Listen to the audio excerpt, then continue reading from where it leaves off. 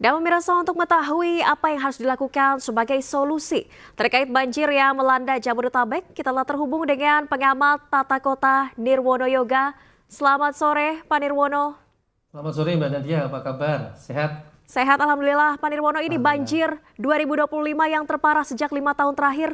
Menurut Anda Ya, kenapa demikian? ya, ini ada sedikit perbedaan ya kalau kita bandingkan antara banjir di 2020 dengan 2025 ya.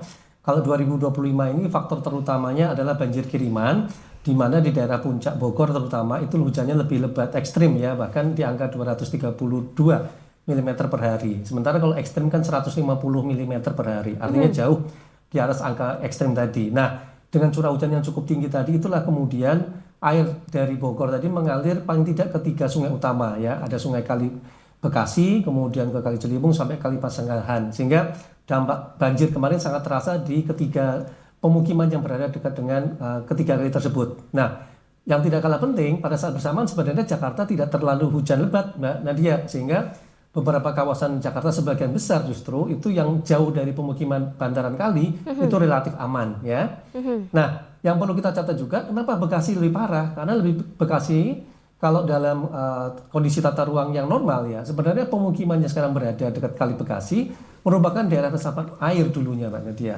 Ada yang Oke. berupa rawa-rawa, ada yang berupa situ, bahkan ada yang berupa sawah dulu. Nah, perubahan peruntukan ini itu kan yang kemudian menjadi pemukiman. Sementara tadi luapan air sungai kalau dulu itu ditampungnya di rawa-rawa, di situ sekarang ditampungnya masuk ke permukiman. Oleh karena itu, kita berharap pasca banjir ini adalah pemerintah daerah, khususnya pemerintah Kota Bekasi ya, dapat fokus untuk pembenahan tata ruang terutama di daerah seperti Jati Asih, Pondok Gede Permai. Ini mau diapakan gitu ya? Penataan permukimannya mau seperti apa? Karena kalau istilahnya itu hanya kali Bekasi dikeruk, ditata sedikit, dikasih tanggul misalnya ya. Tetapi tidak ada pembenahan di Jati Asih maupun Pondok Gede Permai, bisa dipastikan kedua pemukiman tersebut tetap akan terancam banjir di kemudian hari. Baik, jadi ini karena kurangnya lahan resapan karena semakin banyak permukiman. Untuk Ya. memperbaikinya bagaimana Pak Nirwono? Ya, dengan kondisi seperti itu ada tiga langkah yang dilakukan. Ini ada dua hal nanti yang berbeda ya antara di Bekasi dengan di Jakarta. Kalau untuk Bekasi suka tidak suka penataan permukiman kembali, terutama daerah-daerah yang sangat parah terdampak banjir tadi untuk ditata ulang. Mhm. Ditata ulang maka bisa diatur misalnya ya pengembangan kawasannya itu daerah yang terparah itu kemudian dijadikan kembali sebagai danau buatan atau waduk buatan. Sementara mereka akan direlokasi di dekat lokasi yang ada sekarang untuk dibangunkan rumah susun misalnya, sehingga Mhm. warga tidak perlu pindah terlalu jauh dari lokasi yang awal sekarang.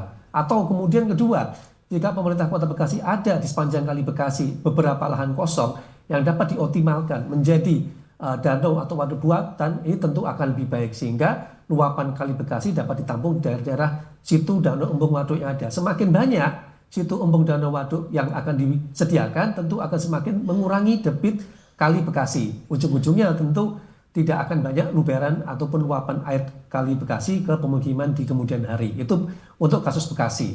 Nah, untuk kasus di Jakarta, terutama yang kita amati tadi ya, di Kebun Pala misalnya ya, selain perumahan di Kali Pesanggerahan, untuk Kali Ciliwung seperti Kebun Pala, kondisi perumahan Kebun Pala sekarang ini ada yang berada di dasar sungai.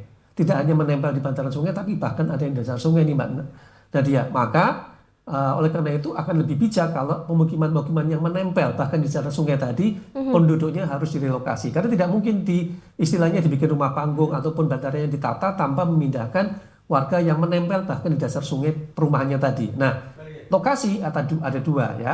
Satu tadi seperti dilakukan oleh Pak Wagub misalnya dipindahkan ke Rusun Jagakarsa atau mungkin rusun yang terdekat misalnya ada Rusun Pasar Rumput atau juga rusun-rusun lain yang sekarang ini belum ada penghuninya untuk dapat dipindahkan menampung warga Gempala.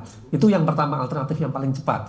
Atau Mhm. alternatif kedua, pemerintah DKI dapat mengidentifikasi aset Pemda yang ada di sekitar yang sekarang ini menjadi tempat pengungsian misalnya sekolah gitu ya atau kantor kelurahan, kantor kecamatan misalnya yang nanti bisa dikembangkan menjadi rusunawa mixed use mana dia sehingga warga tidak perlu pindah terlalu jauh tetapi sekolah yang ada itu ditingkatkan fungsinya dari sekolah menjadi rusunawa mixed use yang di dalamnya tetap ada sekolah. Jadi tidak ada perubahan peruntukan, hanya penambahan fungsi baru sebagai Mhm. rusunawa. Warga tidak perlu jauh-jauh kan, karena lokasinya dekat dengan tempat tinggal mereka, sekolahnya juga masih di situ, tempat kerjanya juga makin di situ. Jadi ini dua alternatif yang bisa ditawarkan kepada para warga di Kampung Pulau, terutama yang berada tepat di Kebun Pala.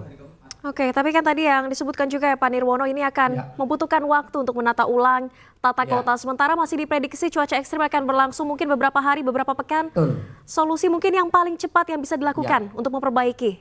Maka ada dua ya, satu untuk jangka pendek ini suka tidak suka tentu kita menyediakan tempat evakuasi bencana dengan petunjuk evakuasi bencana yang cermat. Apalagi tanggal 11 sampai tanggal 20 ini puncaknya musim hujan nanti. Artinya curah hujannya akan lebih tinggi dari yang terjadi kemarin kan Mbak Nadia. Oleh karena itu yang paling realistis tentu adalah menyediakan tempat evakuasi bencana. Nah, pada saat penyiapan ini tentu kita punya waktu seminggu ke depan ini untuk melakukan sosialisasi dan juga semacam diskusi kepada warga Kebun Pala maupun perumahan-perumahan yang terdampak banjir termasuk nanti Jati Asih, Pondok Gede Permai. Kira-kira dari warga usulannya apa dan yang paling realistis dilakukan apa? Kita punya waktu misalnya kepala daerah yang baru sekarang ini kan 5 tahunan semua. Iya. Apa yang paling mungkin dilakukan tahun ini dan apa yang harus dituntaskan dalam 5 tahun ke depan? Gitu. Misalnya kalau bicara Bekasi, nah dari titik-titik banjir tadi ada Taman Galaksi kemarin, ada Pondok Gede Permai, ada Jati Asih, misalnya buat prioritas.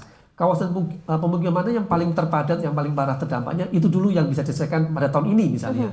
Sehingga tahun depan kita punya harapan pemukiman berikutnya yang terdampak parah tahun ini bisa segera dibenahi. Yang tadi solusinya kita bahas awal tadi. Kedua, untuk wilayah Jakarta, sama. Kalau kita bicara Jakarta kan ada 13 sungai. Kemarin yang paling parah Sungai Ciliwung dan Sungai Pesanggerahan. Oleh karena itu lebih realistis misalnya kalau Pemprov DKI Jakarta bilang, oke tahun ini kita fokus dulu pembenahan Sungai Ciliwung. 1 tahun 1 sungai, itu sudah luar biasa Mbak Nadia. Sehingga kita punya target 5 tahun ke depan minimal ada 5 sungai besar dari 13 sungai di Jakarta yang bisa dibenahi, yaitu tadi berelokasi pemukiman warga ke rumah susun, membangun rumah susun yang dekat dengan lokasi awal, sungainya dilebarkan, dikeruk, diperdalam misalnya. Jadi ini menjadi target yang lebih realistis kalau itu dikerjakan 1 sungai 1 tahun. Baik, sebenarnya banyak sekali solusi jangka panjang maupun jangka pendek. Semoga ini bisa Ya, terrealisasi secepatnya. Terima kasih banyak Pak Nirwono ya, Yoga, pengamat tata kota telah terima kasih. berbagi di Breaking News. Selamat sore. Terima kasih banyak. Selamat